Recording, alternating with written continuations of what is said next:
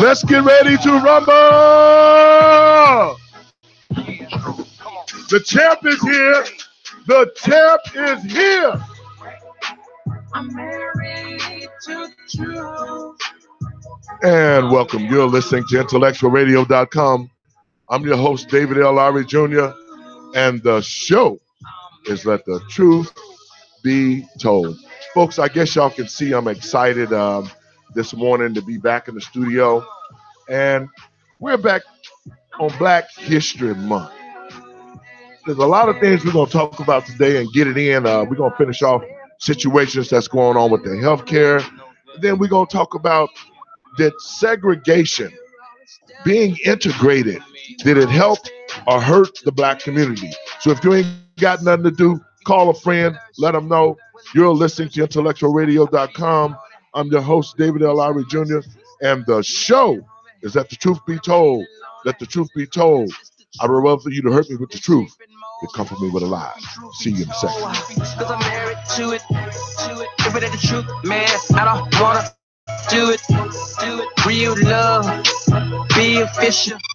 It bear forgiveness and it be sacrificial. I'm married to the truth.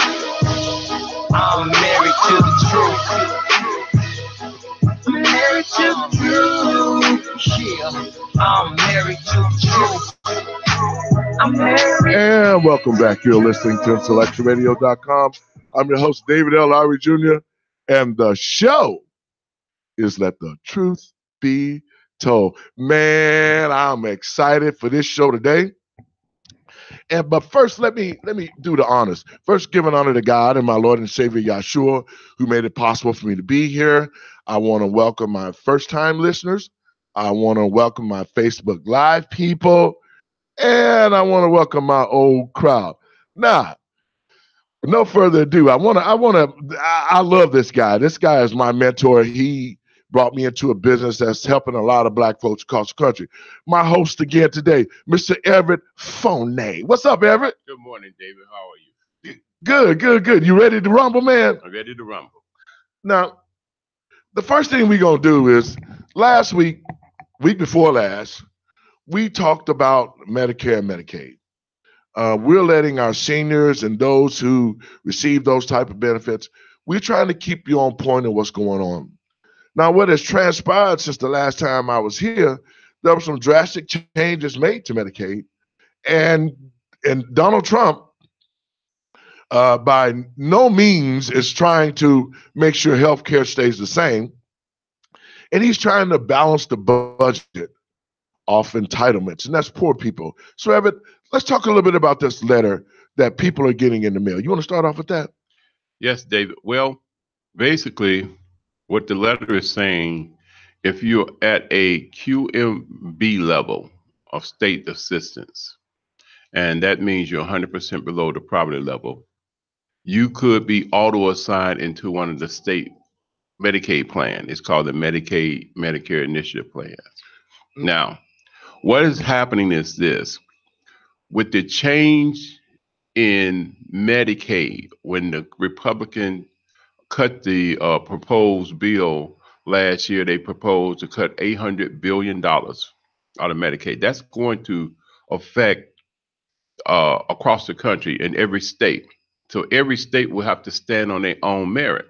Now, being in the state of Illinois has already been in a tremendous budget crunch. Yes. So what is going to happen is when we had the Affordable Health Care Act and it was expanded for Medicaid, and they said it was Medicaid for all, now it's going to be broken into different levels of Medicaid. Now, when you say the broken level, the reason why I brought Mr. Fonay back, he is going to be one of my co-hosts for the show from now on, if I can get him in here. But there's a lot of people that are on Medicaid and Medicare being affected by these cuts that have been made. And if you are a Medicaid recipient, the state has automatically looked at you and have made a decision that you should not be receiving Medicare benefits, which cover 80%. They're saying, okay, if you get Medicaid, what we're going to do is we're going to auto-enroll you into a plan, a state-managed plan, and you're going to end up losing your Medicare benefits that covers 80% of your hospital costs. That means that you will lose the doctors that you could possibly lose, the doctors that you have under the Medicare plan. You could lose your extra benefits that Obama created with the Advantage C, the dental division. You could lose a lot of excellent benefits if you're on Medicare and Medicaid, and they decide that they want to auto-enroll you into the state-managed plan. Ever talk about that state-managed plan? Well, what is actually happening is this, David. It's not just the Medicare and Medicaid individuals, it's people on Medicaid also without Medicare. So everyone who has some type of Medicaid will be affected. They will be put in some type of health insurance plan. Now, the state has signed contract with these providers, okay? And since they signed contract with these providers, they have said that we are going to make sure that you have your clinics filled because they've signed contract with these providers. Mm-hmm. So it's not just the Medicare individual who have Medicaid. It's also people who do not have Medicare. Mm-hmm. So that's why you have companies like Nextel, Next Level. Yes, those companies. Align Care. Exactly. County Care. Okay, all those people will take on Medicaid recipients. Okay, now on the Medicare Initiative Program, it says that a person have the opportunity to stay in the original Medicare or Medicare Advantage plan, which is we call the Part C. Mm-hmm. But they also have the option to option out of the Medicaid program. Now, when you say option out, we as advisors, insurance advisors, we have started to see a lot of our clients that could possibly be taken from as agent of record that are automatically being enrolled into these managed care plans by the state. Now, the state is already broke. It don't have any money. And a lot of doctors that are in these plans under the state, they're not getting paid. So somebody who is getting Medicare and using those benefits, this could really make a huge difference when it comes to coming under the state plan. What do you think about that, Everett? Well, you have funding through, when you have a Medicare Advantage plan, you have funding through the federal government. When you have the Medicare Initiative Program, the funding is basically through the state. Okay, once again, it's a trickle-down effect. When the government cuts back on Medicaid spending, that affects the state's budgets across the country. Mm-hmm. Okay, so therefore, they have to trying to find ways to balance their budget based upon these plans. Now, in Illinois, 2018 was the first year that they did 100% expansion. Mm-hmm. This was gradually put into place, and it started about 3 years ago. I think they started at 30% and 60% and so on. So now this is the first year for 100% auto enrollment. Now, let's look at the picture down the road. By 2020 is when they're saying that a lot of the people who have Medicaid will really feel the effect, okay? Because now the money that was flowing into the communities, the community-based facilities, community-based hospital, they will not have that money coming in from the federal dollars now. It's basically on the state. So if the money is being taken away at the federal level, which is supposed to affect individuals at the state level, it's going to affect the communities eventually, locally, okay, down the road. And I want to add something while you're talking about that. There are more Caucasian, I'm just going to say white people, there are more white people that's using Medicaid than black people in this country. And so this society tends to paint the picture that black people are worth nothing, that they're just waiting for handouts from the state. But the true picture of it is white folks are getting these states entitlements at a higher rate than black people ever could get it. And so it's going to affect them too. they're going to feel the pinch too. They're not going to just be able to keep getting things done like they usually do. They're going to have to start taking a look at other ways to try to offset some of these hospital costs because they are using the Medicaid system as well. Right. So when you look at the overall picture, it's not, like I said, it's not just the African American community. It's it's all race.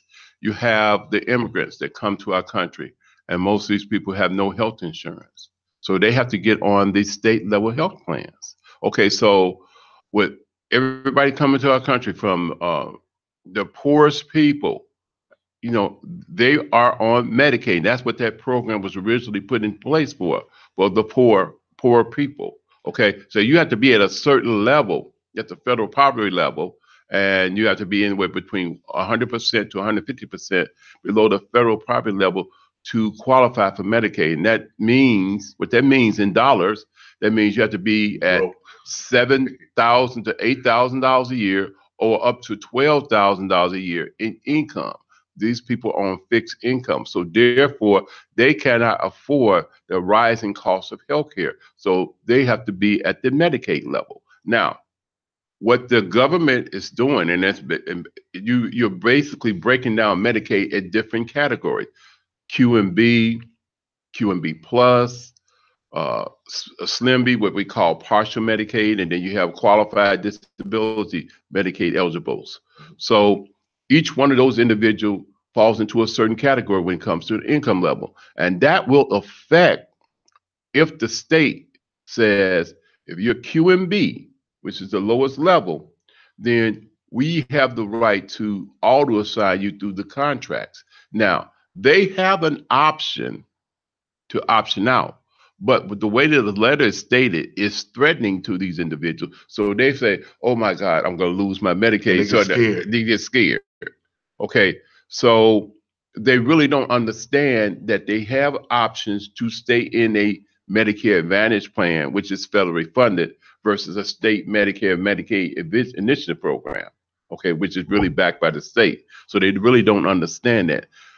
Who would understand that? If you don't have someone to come to you and sit down and explain that to you, sure, you're going to be afraid, okay, no matter what, because most of these seniors or most of these people who are on Medicaid, they want to continue to get their health care at no cost because they don't have the money. And that is so true, because some of the clients and some of the seniors that I've been working with in the past 6 months, in the past year, it is that fear that has been created, that they think that if they don't go along with this plan that they're actually being forced to go to, that they think that they're going to lose their Medicaid benefits.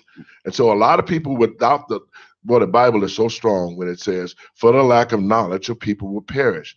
And because our people don't understand the process and understand how to use these benefits, then they go along with the program. They will lose their federal benefits by allowing the state to auto-enroll them into the state plan. Now, folks, if y'all out here listening to the show, y'all need to be calling other people and having them to chime in today, because we giving some valuable information out.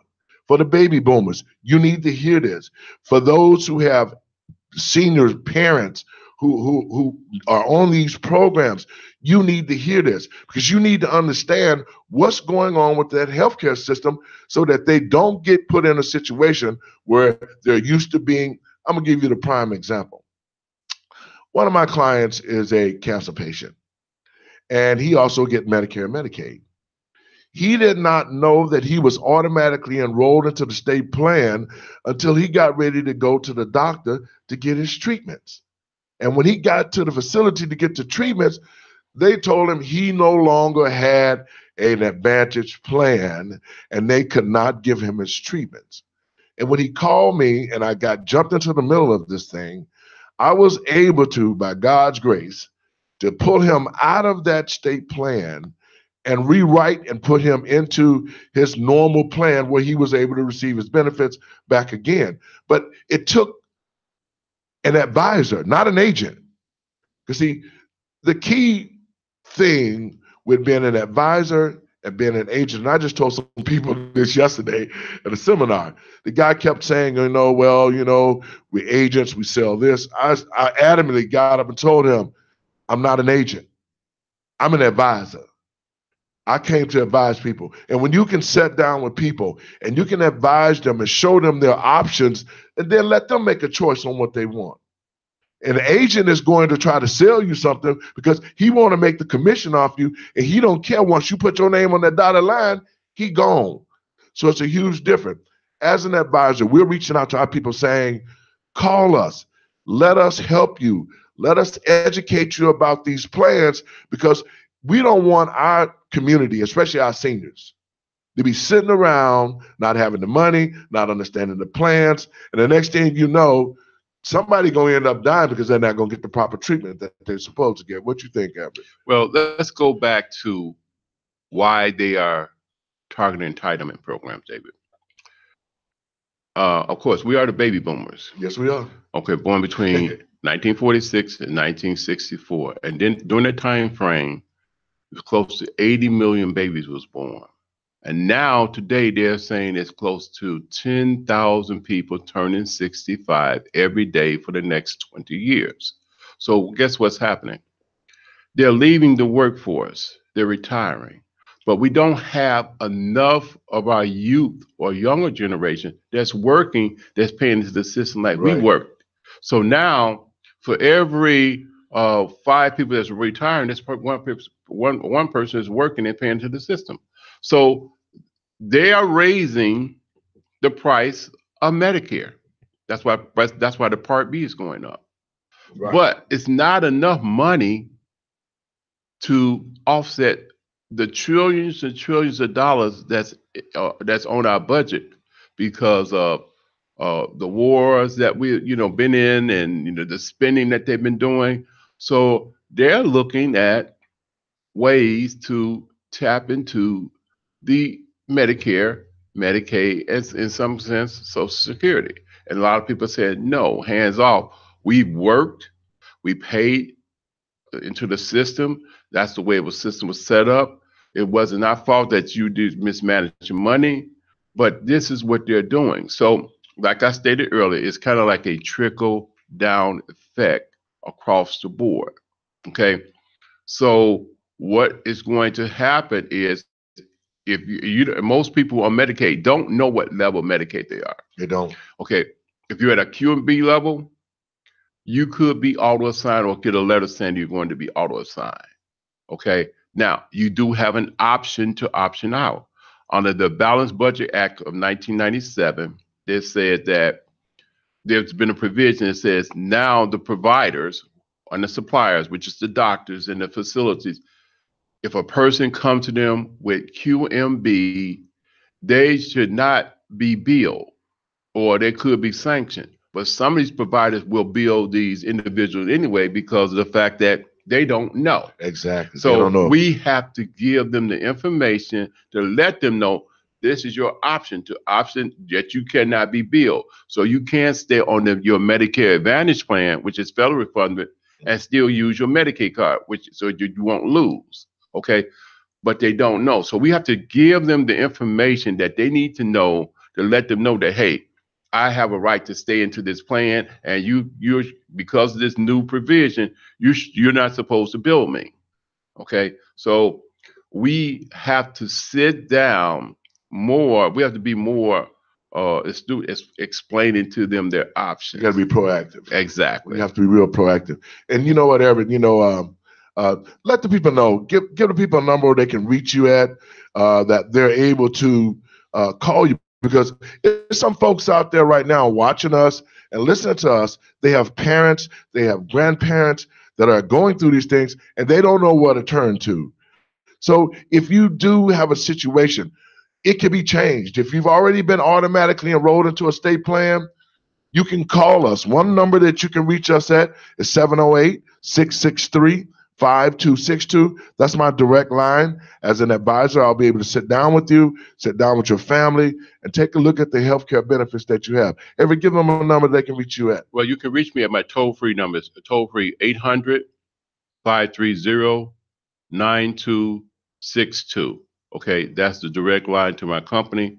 What we do as a company is we go out and we do educational seminars. We do the educational experience, but it's a little bit different from a regular educational seminar that's structured by CMS. We go into the nitty gritty. We go into the history. We go into why things is changing, so you can understand your business benefits. We bring you up to date on everything that's going on. We want to make sure that you understand how this works, from your Medicare Advantage Part C to your Medicare Advantage Part D, which is very important. So we go into a lot of details. Good. And give the number again, everybody, because we're gonna switch gears. I know everybody out there waiting to hear what I got to say about Black History Month, the shortest month out the 12 that they give us. We always getting shortchanged. Give me a number, Everett, again. 800-530-9262. What's your extension? Extension 700. Okay, mine was 714. Yes. Again, my number is 708-663-5262. O Street from Davenport. I see you out there, homie. I went to college in Davenport, Iowa. Some of the guys I boxed with, Leonard Overstreet, Bernard, Michael Nunn, Mickey Bates. A shout out to all y'all brothers out there from Davenport. In the meantime, in between time, we're going to take a quick break so we can switch gears and talk about the real meaning of Black History Month. You're listening to IntellectualRadio.com. I'm your host, David L. Lowry Jr. The name of the show, Let the Truth Be Told. Let the Truth Be Told. It'll move your soul. See you in a second. JD on the track. It's your boy Preacher. Yeah. True. Come on. Hey. True. Hey. Hey. True. Hey. I'm married to truth. I'm married to the truth. I'm married to the truth. Yeah. I'm married to the truth. I'm married to the truth. Come on. I'm married to the truth. You're always there for me. And I know that you care for me. You're always down for me. You're always there to pick me up. You quit my thirst when I was thirsty. I feel like Lord, Lord, peace and mercy. Man, homie, when I'm feeling lonely, cause it's the truth that shape and mold me. Truth be told, cause I'm married to it. If it ain't the truth, man, I don't wanna do it. Real love, be official. It bear forgiveness and it be sacrificial. I'm married to the truth. I'm married to the truth. I'm married to the truth. Yeah, I'm married to the truth. And welcome back. You're listening to IntellectualRadio.com.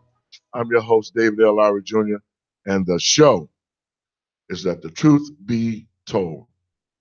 Well, folks, this is the part of the show that I've been waiting for.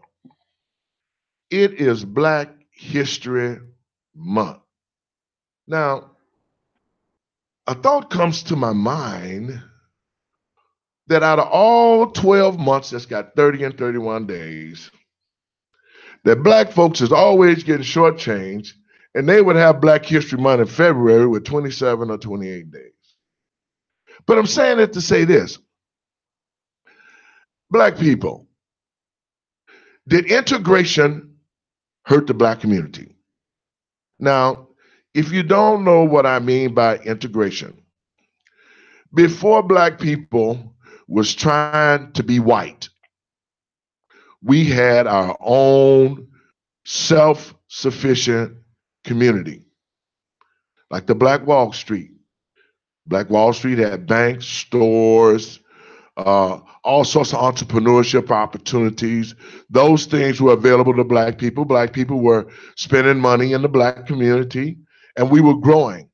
But when white America found out that the Black Wall Street was trying to be self-sufficient, they created a situation and went bombed the whole town and destroyed Black Wall Street, and then created their own Wall Street in New York where the slaves came in at the Wall Street downstairs. If you go to Wall Street, if y'all don't know, if you go to Wall Street in New York, you can go under the Wall Street, and there's cages where they help black people, and they were auctioned off for sale.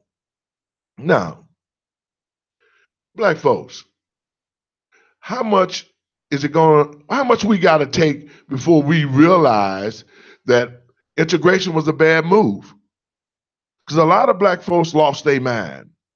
A lot of black folks still running around here wanting to be white. They want to move into the white man's neighborhood. They want to dress like him. They want to talk like him. They want to fry their hair. Back in the 60s, black people lost their identity. They were trying to straighten their hair out so it could flow freely, just like the white man. Why would you want to be like somebody else when we were the first original man that was put on the face of this earth? And so this month, in Black History Month, I think that it's time as black people, if we do not address the issues that we're facing in our community, we're almost going to be put in concentration camps. Look at Donald Trump. Every time he talked, he got these three fingers going. That's the Ku Klux Klan. That's letting all his friends know that we're running it. His mantra for saying, let's make America great again. What Donald Trump is actually saying is that we want to put white people back in power again in the United States. So segregation was a horrible thing for black people. And Martin Luther King realized that. Because before Martin was actually assassinated, he had came to the realization that the movement that he was creating, the nonviolent movement that he was creating, hurt the black community. It hurt the black community because we became docile. We became to a place where when things happened to us, all we did was bow down and turn the other cheek. Now, myself, I love Martin for what he did. He did some great things. But he hurt us by always kissing butt and not standing up and fighting the way Malcolm said we should. Had we stood on our own ground, invested into our own community, invested into our own schools, invested into everything that blacks, because we spend more money on BS more than all the other races put together. And everybody get rich of us. If we had to listen to Malcolm, we would be pro-black now.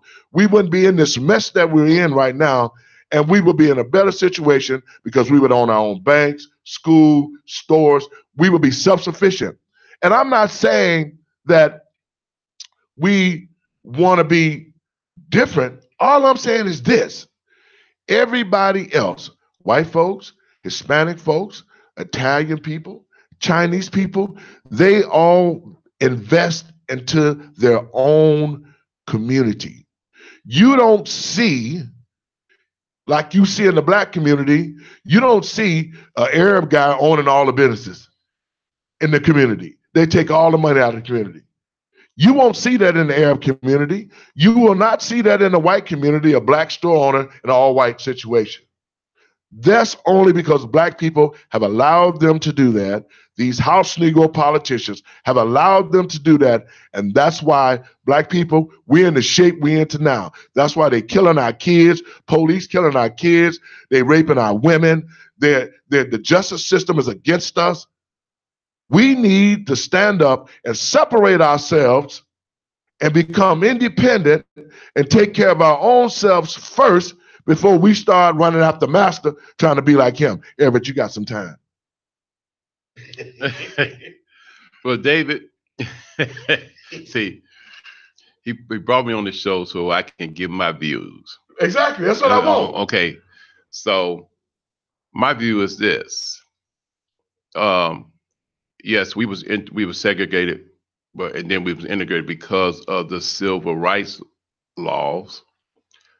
But that allowed us to have more opportunity on a wider scale. This is my view. I'm a business person, entrepreneur, and I would like to not only offer my business to just not only my community, which is needed, but I want to offer my business to everyone who can use it. That's the way I look at it. I look at it like this. If God wanted just one race of people, then he would have created one race. He did create one race. But there's multiple. But there's multiple races. That's what I'm saying. You know, with technology, everybody came from us. With technology, now we have technology.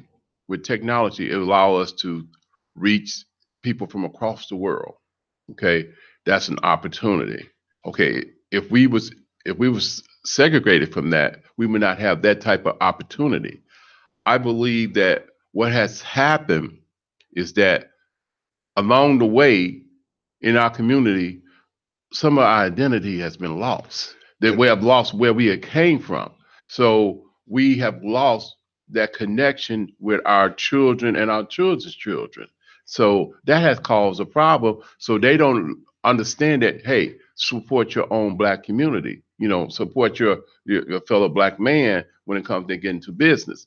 But you still have, we may not have as many banks and gas stations, but okay, when you look at the Black community, what Black business is being supported? The barbershops, the beauty shops. Salons, yeah. Okay, but we have to look at it that way. It does give us an opportunity to expand beyond our community. Okay, and because of where we live in America, we should have the right to live where we want to live. Okay, now I understand your point of view when you say that, hey, they left the Black community, they want to live in the white community.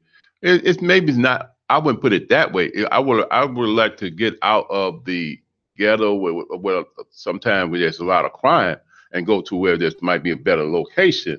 But I still go into the Black community and reach out to my people to help them, because I'm going. It's not like I've abandoned them. Now, hold that point. When you said that our community is crime riddled, and it really is.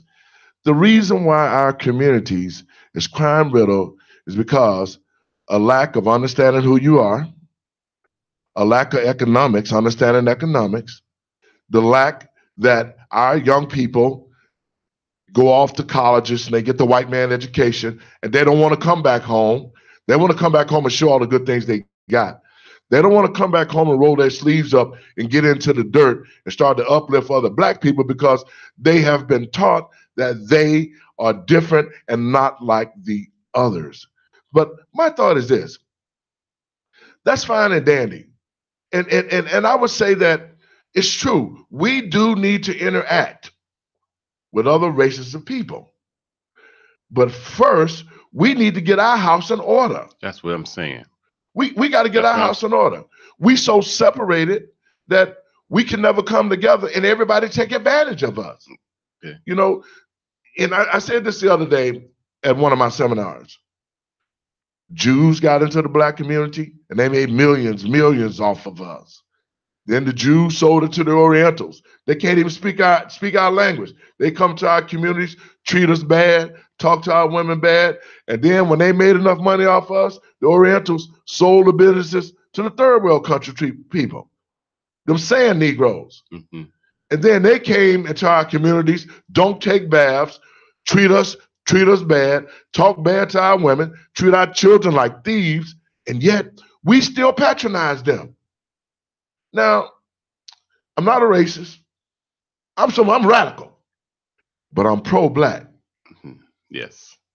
Black people, our first agenda is our community. The first thing we got to do, it's the most important. We got to get rid of all these house Negro politicians, because they're supposed to be the ones that help build, create economic wealth, all this in the Black community. They're not doing that. It's an election time. It's sad when our young Black people don't even understand the dynamics of Black History Month. Now, right. Black people have contributed, invented, just like you said, reaching out to another community, more opportunities. It was a Black man that created the cell phone. Exactly. Okay. Exactly. Which is being used by everybody. You know, okay.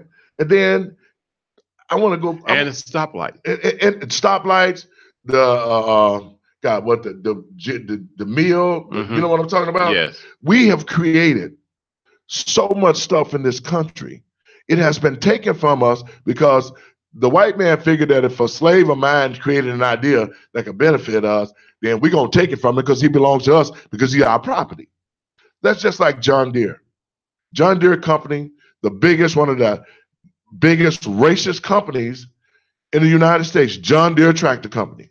Now, it wasn't no white man out there in the field trying to break the ground with a manual hoe. I ain't talking about no woman hoe. I'm talking about a hoe that you break the ground with, to plant with.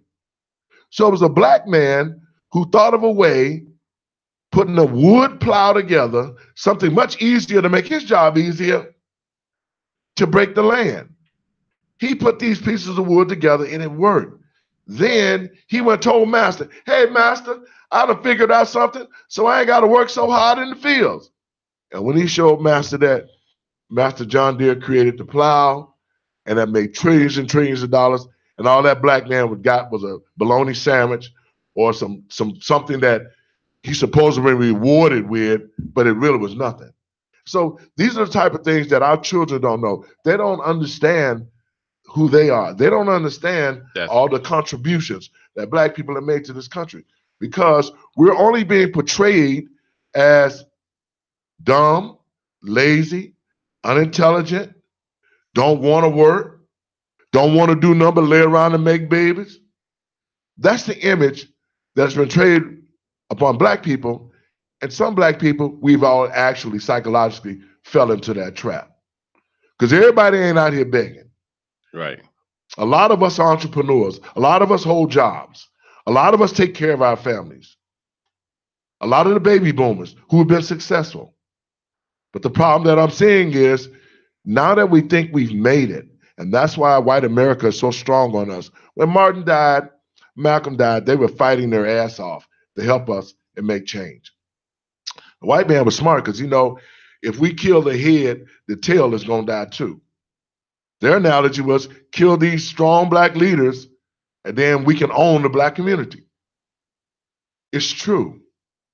Because after Martin was killed, after Malcolm was killed, then you got a whole slew of so-called civil rights people who was with the leaders who sold the race out and became house niggas. What you think, Everett? Well, let's bring it back up today. When you look at, let's go back to the segregation and integration. I believe the strength of this country could be because of diversity. Exactly. However, we have to go back into our inner city, and we need to create some type of mentorship program for our younger individuals who are out here. Now, I'm not saying crime is only in the black community, because it's crime all over the place. It's just not reported as much like our community. But I saw something this morning when I woke up, and it was a young lady, African American young lady. She was in her car. She must have been about mid-50s, and a young black youth came up to her and was trying to take her car away from her. Mm-hmm. But some people came to her rescue. But it wasn't just black folks, it was black and white, but they came together. There was diversity. Okay. But what I'm saying is, okay, so the young fellow, he must have been about 15, 16, he got arrested, but he was kicking, and stuff like that. We don't need to have that. We need some mentorship programs in our community. You don't have to do this. Why? You don't have to do this to survive. That's what I believe that we need to have in our black community. We need to, and to give them they feel that they don't have the same opportunity, but there is opportunity. But we need strong men like yourself, David, to sit down and talk to these individuals. Say, hey, you come from the streets, but look at yourself. Yes. You're an entrepreneur. Yes.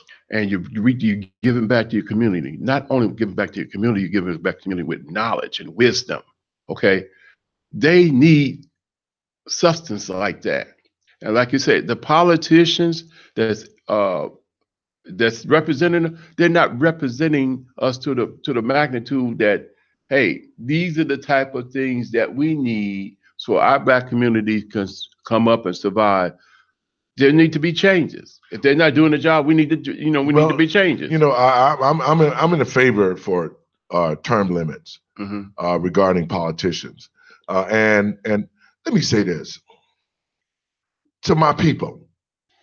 The only reason why we're living and having the problems that we're having today is because we're allowing it to happen. If all the black leaders, athletes, preachers, all these folks got together and got into one room and said, let's make a difference in our community by supporting our own stuff. If all the athletes and actors took $1 million and put that money together and went back to the black communities, we have those kind of programs already. But guess what? Those programs are few and far in between because they can't get the federal funding in order to really be in the community to make a difference. I'm gonna give you a perfect example. Take the Living and Driving While Black Foundation. Now, I was the president of the NAACP. I was the National Crisis Director for the National Action Network, Reverend Al Sharpton. And what I found out is this: we have to do more than address an issue that everybody else jump on. Right, exactly. We should be, as leaders, as activists. And I said something about activists. There's a lot of guys out here hollering about their activists. The first word in activist is act. And to all of y'all out here, y'all brothers, y'all know who I'm talking about. Because see, y'all can't say nothing about D. Lowry. My work speaks for itself. I can say whatever I want to say about you house Negroes, but let's do something. When was the last time one of y'all house Negroes went out to 56 and Carpenter and Inglewood? When was the last time one of y'all went over to Homer Street on the west side and went out there and had a conversation with these black men? I ain't gonna call them black boys, black men, and figure out how we can make a change and how we can help them. Yes, there need to be change in our community. And our preachers, some of the preachers ain't doing it. All they want to do is get the money they can get, sleep with where they can get. The politicians not doing it. We see them right now. It's election time. You're going to see judges kissing babies. You're going to see state representatives running after folks. They begging for votes. They spending all these money on commercials.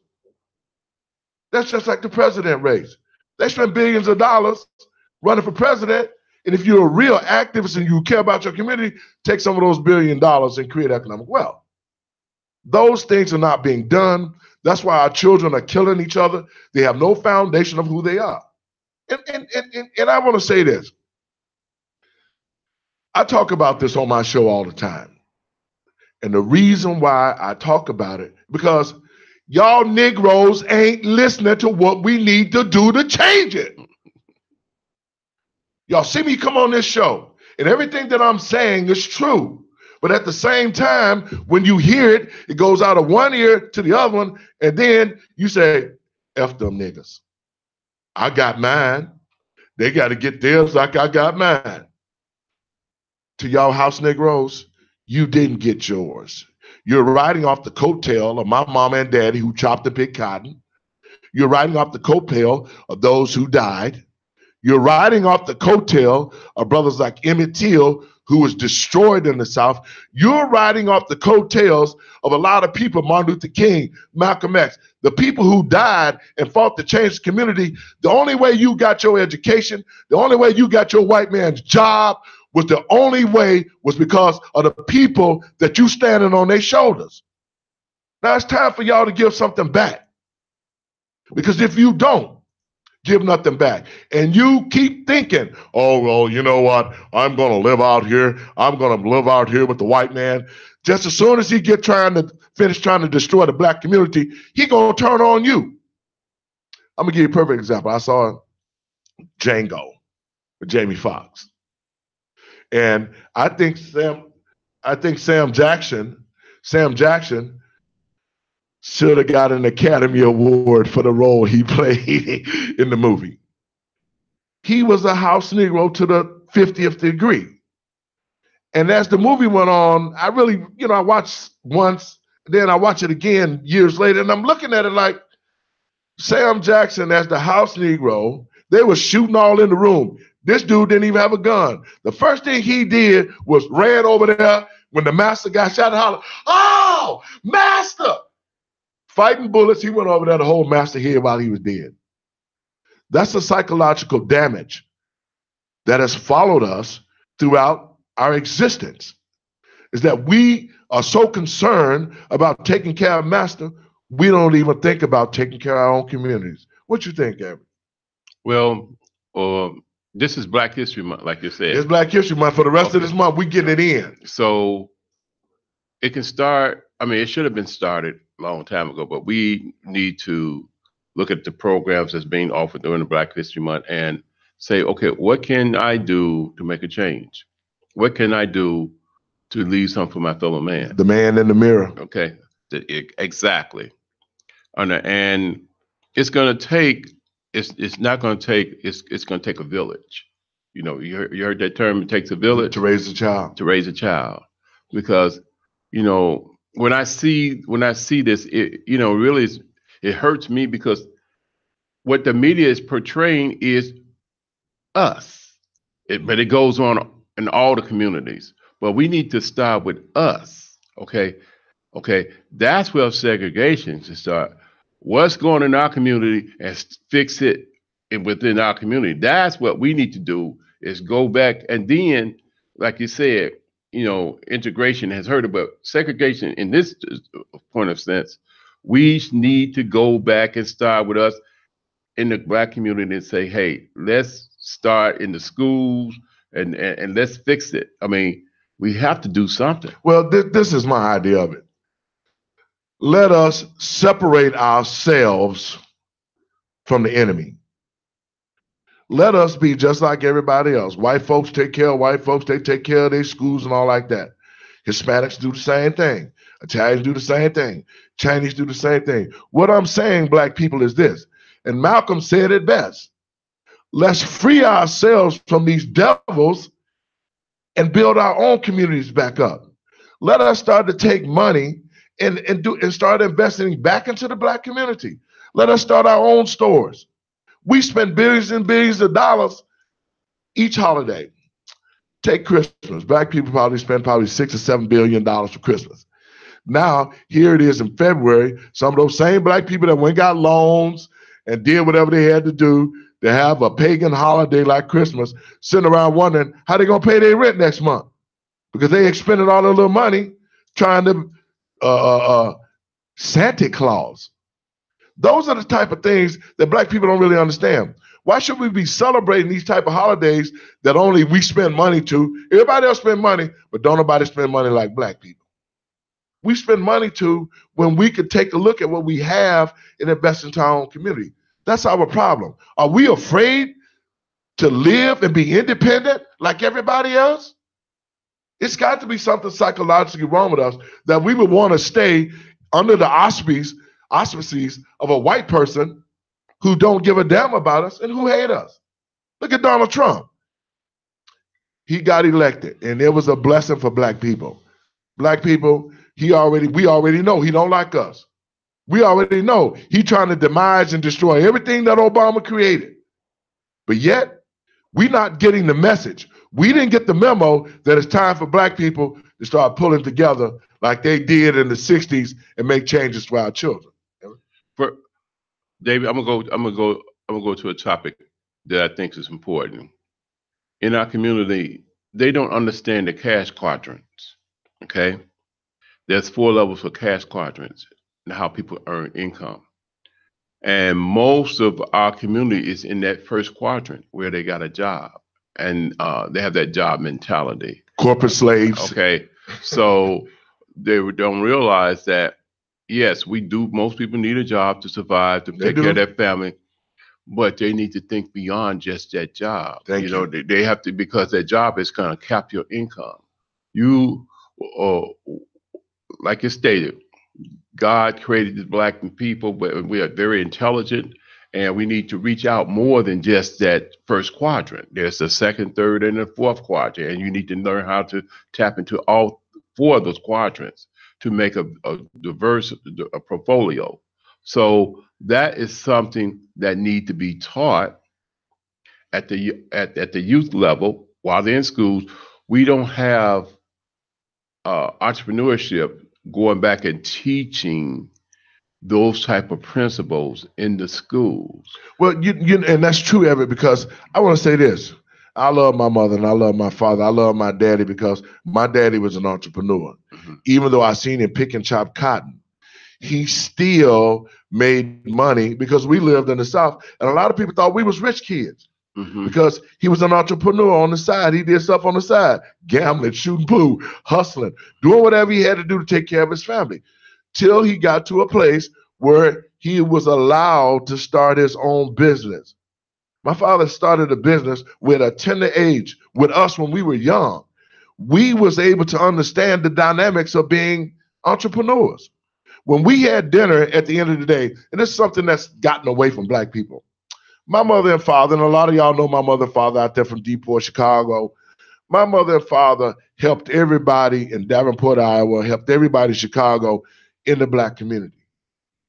We always talked about how to start your own business. I know a lot of guys that know me, and they ask me, why would you never have a job? I will never have a job. And I said this when I was 15 years old. I will never work a job for somebody else and make somebody else rich. And by the time I retire, I'm so broke down, I can't enjoy the retirement money.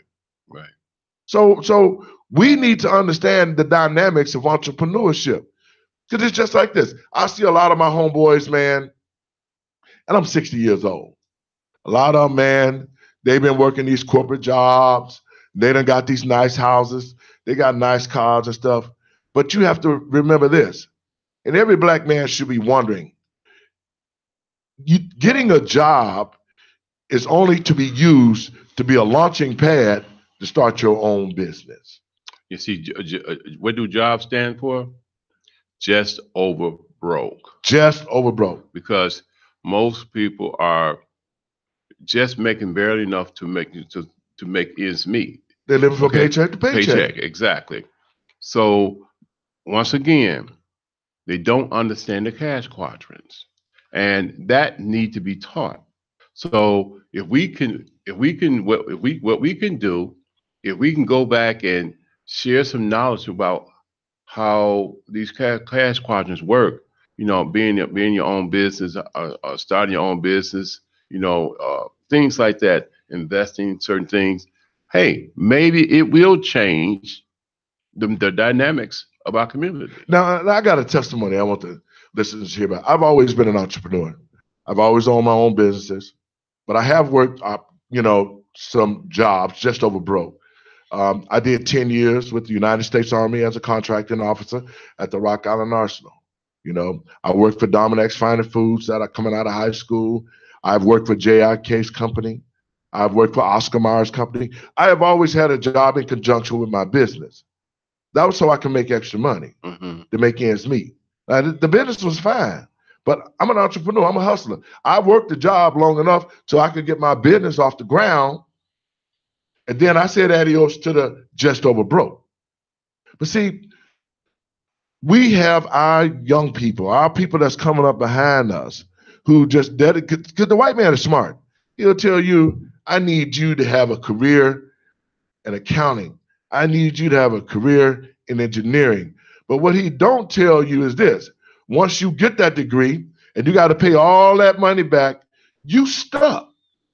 Yeah. Now you stuck having to keep that job because you got to pay all this money back that you borrowed to get his education.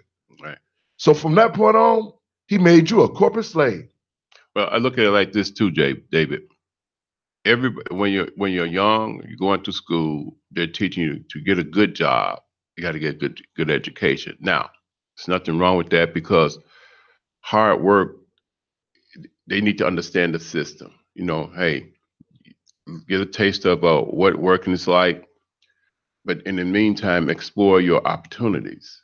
Okay, once again, go back to understanding the cash quadrant. Okay, people need to be contributing into the system that's set before us, because that system thrive for ourselves. Because like you said, we all start as a job. I started with the job, Right. but along the way, there were some dynamics that allowed me to venture and say, hey, this is not what I want to do for the rest of my life. Exactly. So I want to learn and venture out and learn creative ways to earn income to support my family and to sustain myself. But not only that, to try to leave a legacy for my children and my children's children. Those type of connections has been lost. Well, let me say this.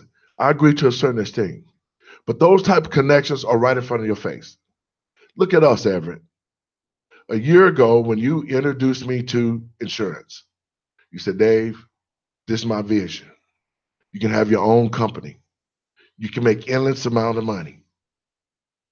And I was like, okay, I'm an entrepreneur. So the first thing I did was I investigated Everett. I went and did my homework on Everett. I said, is he for real or what? But the key thing was, this was a black man giving another black man information about a career or field. I didn't know nothing about no insurance. I thought, when a nigga die, you get the insurance policy. That's the end of it. But whatever showed me through the insurance business, it's probably one of the most lucrative businesses that you could create for yourself and make millions of dollars. Yes, So, but let me say this, folks. 6 months ago, this man right here brought me into the insurance business. He took me under his wing. He taught me everything he knew. And that this very day, I'm on the pace to making well over 6 figures in 6 months. I've been able to go out and pay cash for things like cars, been ready to buy a house, all of those things.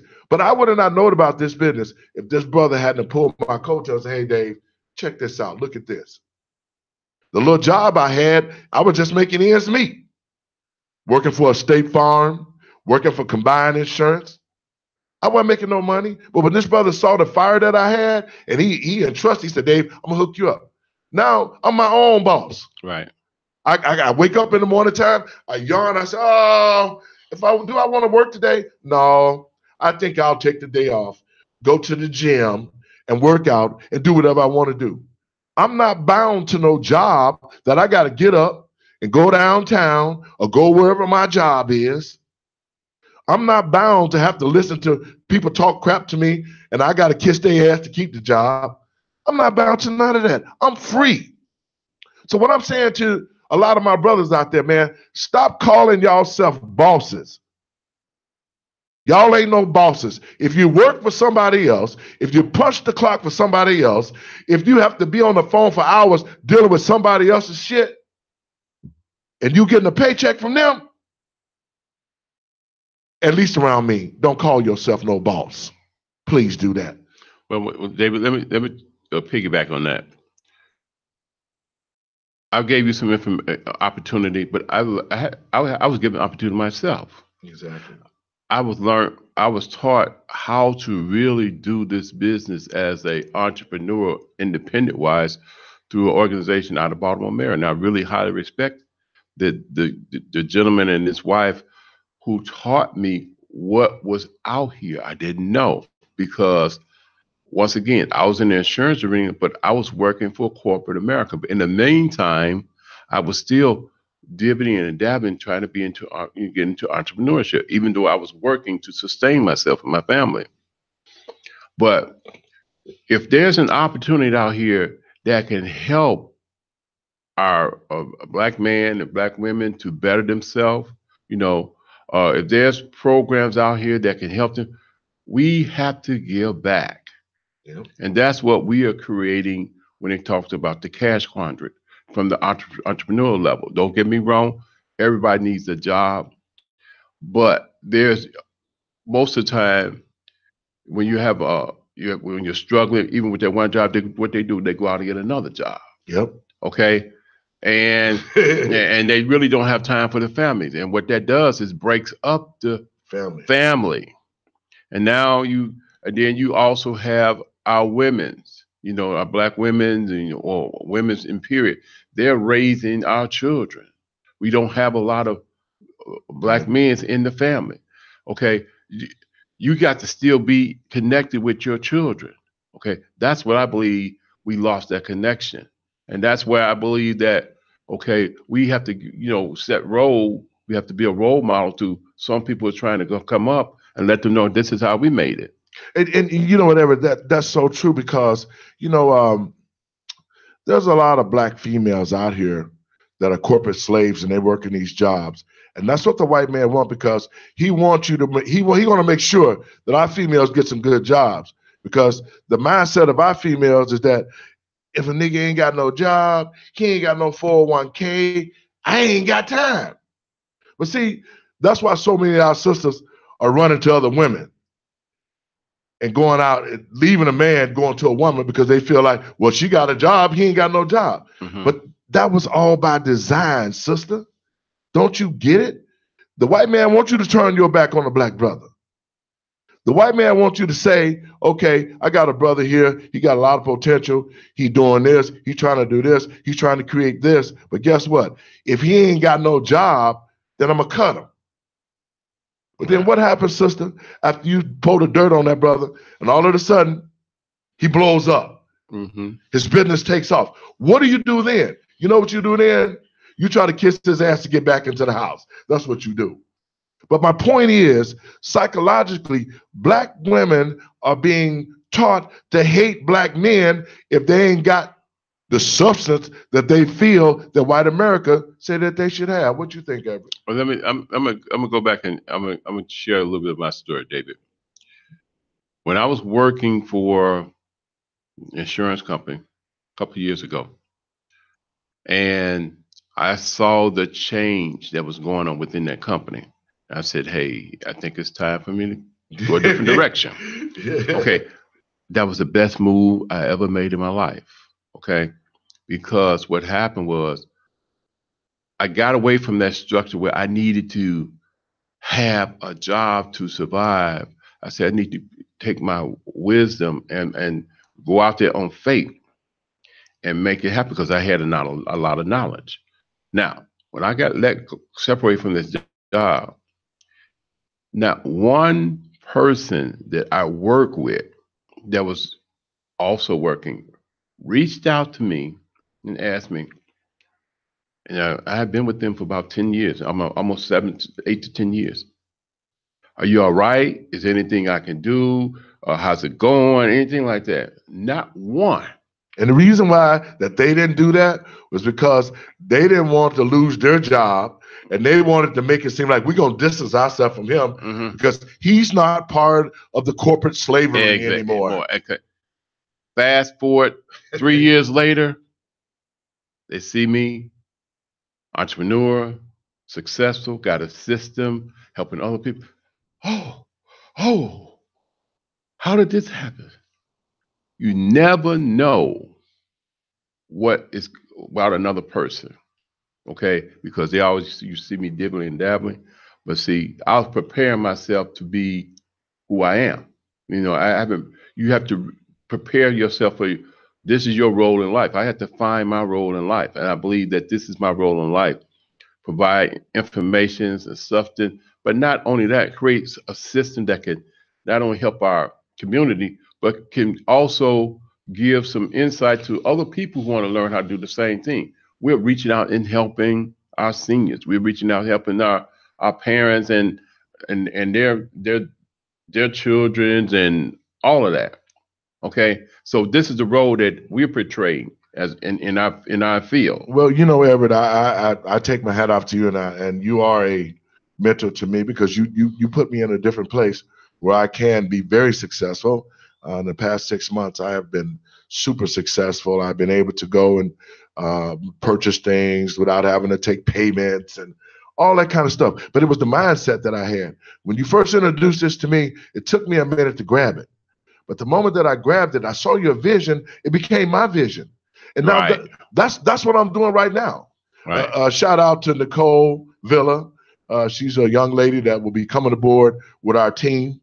She's going to take her test. and she's going to pass that, and then we're going to bring her in to the family, and we're going to help her be an entrepreneur as well. And I'm saying it to say this, folks, if you're tired of working a job every day and you ain't getting ahead, all you're doing is paying the bills, living from paycheck to paycheck, it's time that you start looking at other avenues that can make you and bring you the wealth that you need, so you ain't got to be getting up clocking that clock every day. And if you're really looking for something, not just in the insurance business, but as an entrepreneur, there's a lot of other things that we see, marketing that we see, that we can help people with. If you're actually looking for some help and you're trying to make a decision on a new business, you're trying to make some thoughts about what can I do over here, call us at the Living and Driving While Black Foundation.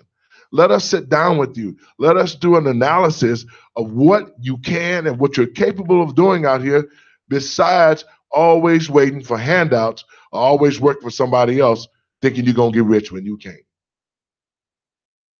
So Everett, tell these folks a little bit about the insurance business and how you sort of moved to entrepreneurship. Well, it was a vision that was given to me, but who gave you that vision? God. God gave me that vision. There you go. I used to wake up about 4 o'clock in the morning now, and I used to have this vision about helping people. So you have to have that spirit of help. I have that spirit of help, reaching out, teaching. And along the way, I had people who came to me and said, Everett, how did this work? Because I'm always reading. And that's another key thing. You have to not be in business, but the business got to be in you. That's right.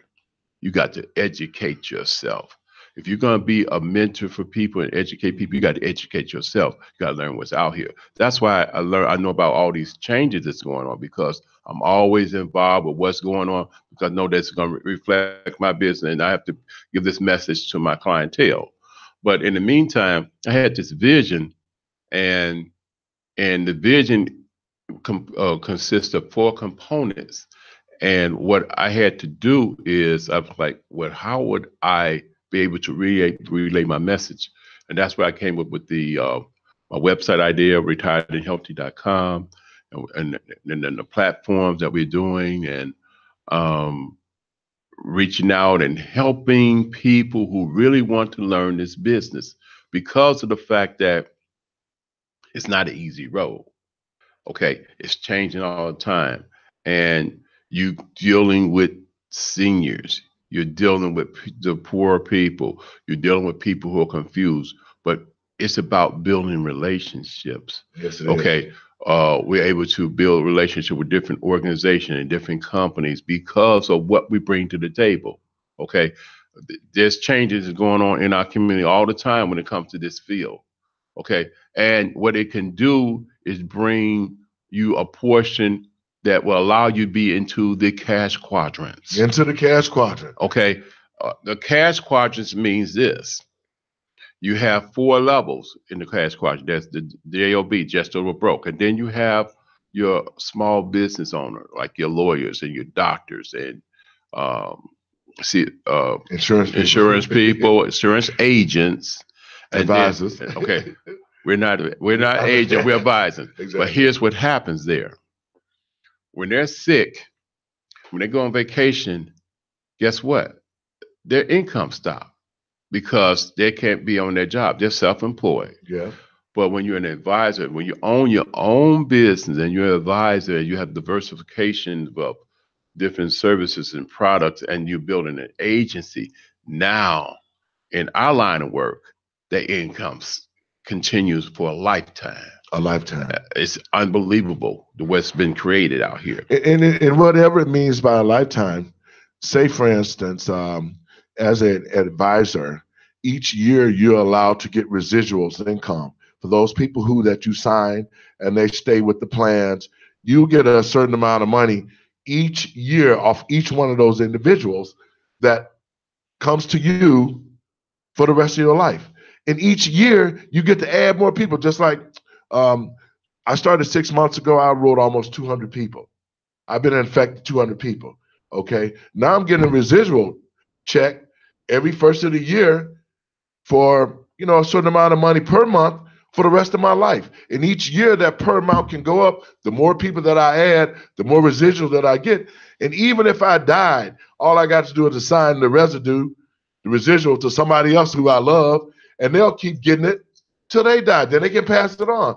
So these type of careers are out there for people. You just have to be open to look for it. You have to have an open mind for it, because if you're not open minded and say, it doesn't look attractive, but it's so much opportunity, because like I stated earlier, it's 10,000 people turning 65 Each day. for the next 20 years. Okay, when President Obama signed the Affordable Health Care Act into place, what he actually did was strengthen Medicare.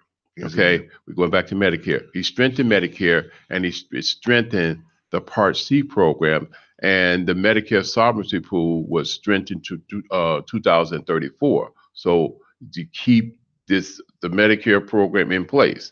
Now, let's go back to what's going on in Washington with the cuts. Oh my Okay, God. We have to have people working in the system to sustain the amount of people that's retiring. If we don't, this is why there people are saying, "Hey, we don't want to contribute, because should I have to pay for these subsidies for people who don't want to work?" You got to get away from that mindset where I don't want to work. They have to contribute. They have to work. But then along the way, we can teach you entrepreneurship, teach you how to sustain a lifetime income. We can teach you this field. But it's not easy. You got to be willing to go through the trenches. It actually takes about a year before you can see the light at the end of the tunnel. How was I able to do it in 6 months? You was aggressive. You was unique. We talked to, we have a lot of senior advisors on our team that said, "Wow, Dave, this is outstanding what you was able to accomplish, because this is not the norm.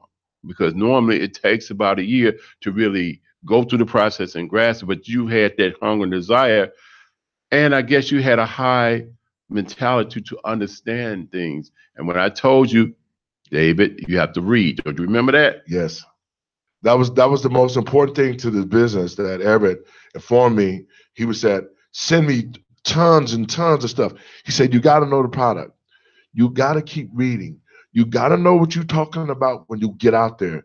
And if you know this is the type of results that you could get." Yeah. And then when I saw Everett's vision, he would send me stuff. I would read. I'd be up in the middle of the night reading, understanding more about the Medicare, Medicaid field, understanding about the insurance field. But you know what? To me, it was a labor of love, because now I'm making 6 figures. I got my own time to go where I want to go and do what I want to do. I'm not sitting around worrying about if something happened at the job, if I'm gonna get fired. It's an opportunity that we're trying to share with other Black men and women, if they can get off the plantation, off the mindset of always having a job, because, well, who gonna pay the bills? Who gonna do this? Sure, you need that, but you should always be looking for other ways to get off that plantation, because you're being controlled. Now, if you got a job just over broke, you paying light and gas, cars, house note, clothes, you put in another 401k, blah, blah, blah. And you might be making $100,000, and Uncle Sam takes your taxes, but you ain't making no more than $60,000. But it has, okay, yes, that's good.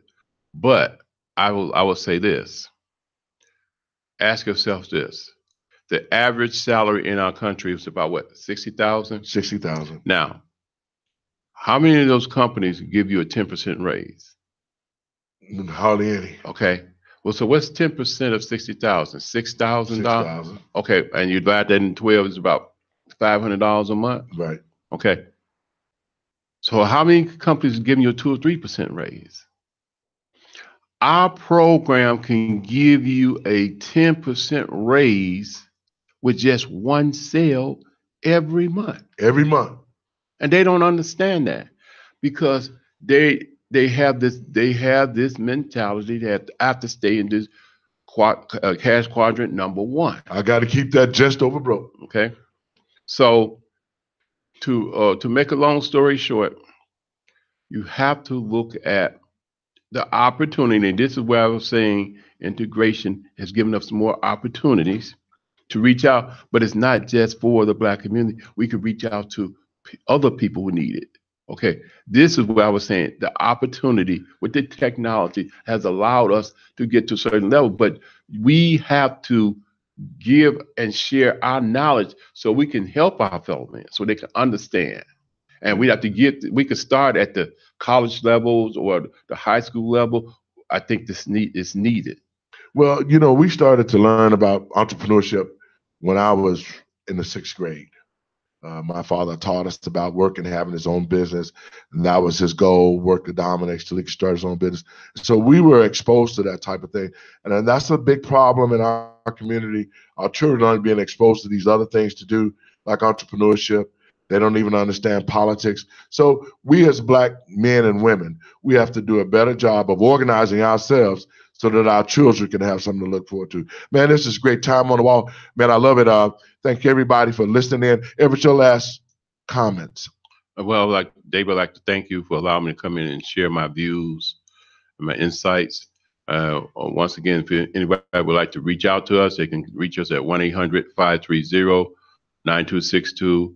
Our website is retiredandhealthy.com. What we're doing is making a change in our community, and we're teaching people how to become entrepreneurs and learn the 4 cash quadrants. Man, that's great. Now, first, I want to thank everybody for listening to the show and sending it out. Take this and send it out to other people. What we're trying to do in 2018, one of the things that I want to do is be able to create other entrepreneurs. Mr. Holland that owns our group said he wanted to get 1,000 millionaires in the next, 5 years? If it's possible. I'm on the road to being a millionaire in less than 2 years. I already know the way. I already know where I'm going to be at. And I want to share that knowledge with young brothers and sisters out here that you don't have to work these jobs. I mean, it's good that you go to college, but entrepreneurship, you can start with an idea when you're 10. And by the time you get 25 or 30, you're a millionaire. That's what we're trying to offer to our people, is to take a look at other avenues, take a look at other careers, not just I want to work and get a job, because you're only going to make a certain amount of money. But get out of the box and start thinking about being an entrepreneur. Start thinking about what you can do for your family to make a huge difference. My last words is this. The Living and Driving While Black Foundation will continue to be a civil rights organization that will help folks. If you need us, police brutality, if you need a lawyer, if you're being experienced discrimination, go to our website, livingdrivingwhileblack.org. Go to our website, leave your information. If you're interested in the insurance business or any other kind of business, we're going to be mentors for you. We can help you and teach you and show you what direction to go in, put a plan together for you to achieve your goals. Now, these are my last words. Black people, we already see what's going on in Washington, D.C. These things are nothing new to us. Black people have always been fighting for equality and justice. But we could stop fighting like that if we decide that we no longer want to be with the slave mind mentality. We have to stop letting the Willie Lynch theory continue to control the way we think and the way we treat each other as Black people. Now, we come in all different colors. Light-skinned, dark-skinned, calm, whatever it is. We are still Black people. And we need to get over the fact that we have these different shades of color. We need to get over the fact that we're separated by our jobs. We need to get over the fact that we're separated because of what we think we know that we don't know. God is in the blessing business. And the scripture that comes to mind, if my people were called to heaven, I will hear them. If they turn from their wicked ways, I will heal them and the land. Take that scripture, understand what it means, become an entrepreneur, love your brother, your sister, and let's build a Black community that can be self-sufficient and we take care of ourselves. You're listening to IntellectualRadio.com. I'm your host, David L. Lowry Jr. Thanks for tuning in.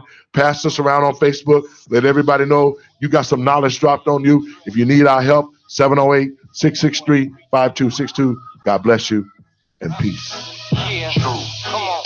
Hey, true. Hey, true. I'm married to the truth. I'm married to the truth. Married to the truth. Yeah, I'm married to the truth. I'm married